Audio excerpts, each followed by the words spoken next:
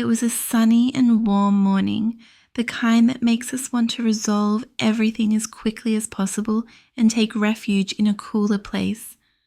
I was alone at home as usual, as my husband had already left for work and the children were at school. I took advantage of the solitude to do household chores at my own pace, with loud music echoing throughout the house. When I'm alone, I like to let go of my worries, wear something comfortable and clean the house in a more relaxed way. The energy of the music cheered me up. I danced, sang, and cleaned at the same time, feeling completely at ease in the environment. It was one of the few hours of the day when I could disconnect from the world and focus on myself, enjoying the freedom that solitude offered. My husband always laughed when I told him about these moments, saying that I looked like a teenager disengaged with the world. He thought it was funny, and so did I.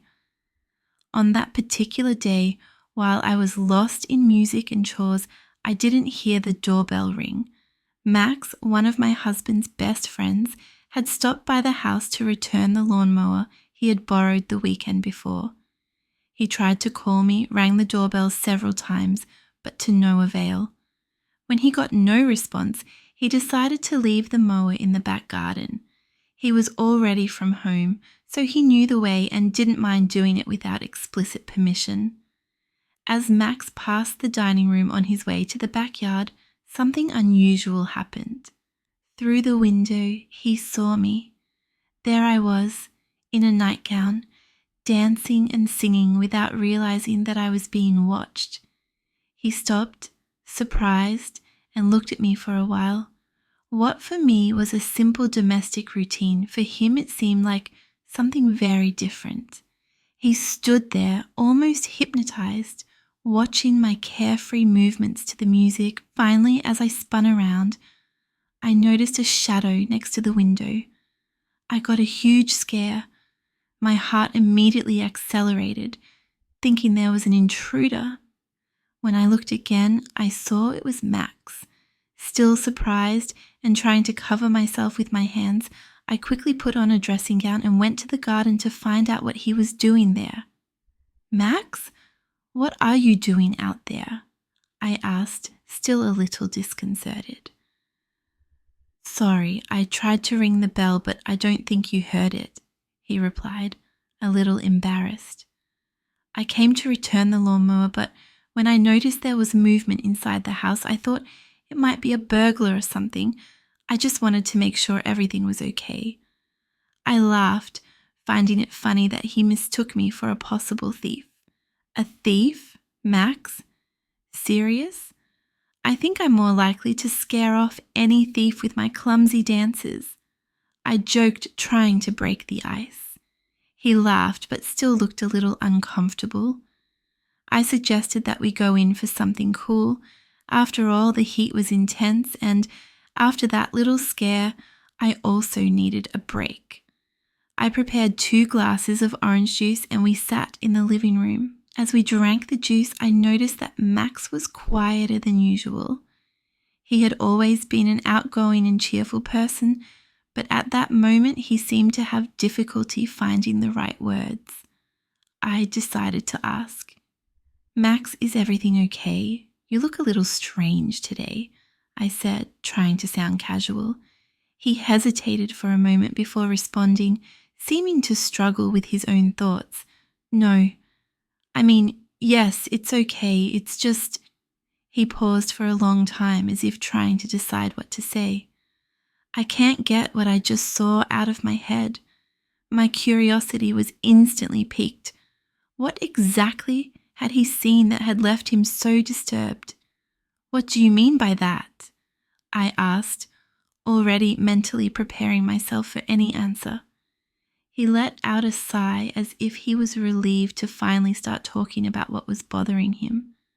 "I know it may seem silly, but seeing you there, so at ease, moving around the house, carefree, was kind of unexpected," he said, choosing his words carefully.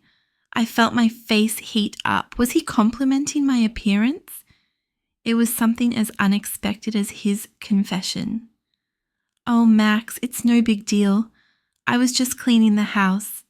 I replied, trying to minimize the situation, but he seemed to insist on his point of view. No, it wasn't just that. You looked different. I don't think I've ever seen you like this. And, well, he hesitated again, his voice beginning to betray the nervousness he felt. I didn't know exactly what to do. On the one hand, I was surprised by the compliments, which I confess made me feel good. On the other hand, there was a line that could not be crossed. He was my husband's friend, after all. Trying to keep the mood light, I joked, "Well, I hope you enjoyed the show. I don't usually have an audience when I clean the house." He laughed, but his expression soon became more serious. "I liked it, yes, maybe even more than it should." That sentence took me by surprise. The tone of the conversation had changed, and I knew it. Max looked directly at me, and the silence between us became almost palpable. It was like we were at an impasse, waiting to see what would happen next. Suddenly, he leaned towards me and kissed me. It was an unexpected kiss, something that left me completely stunned. For a moment, I didn't react, paralyzed by surprise. My lips parted, and before I could process what was happening, I was already responding. The situation was so surreal, so far from what I expected from that day. When I realized it, I found myself on my knees, as if apologizing, and what happened next was a big surprise. I couldn't believe what was about to happen. Not even my husband would surprise me with half of what was happening. I didn't quite understand what Max had done. I don't know how to play with his bird, as it was smaller than my husband's and was a miniature version.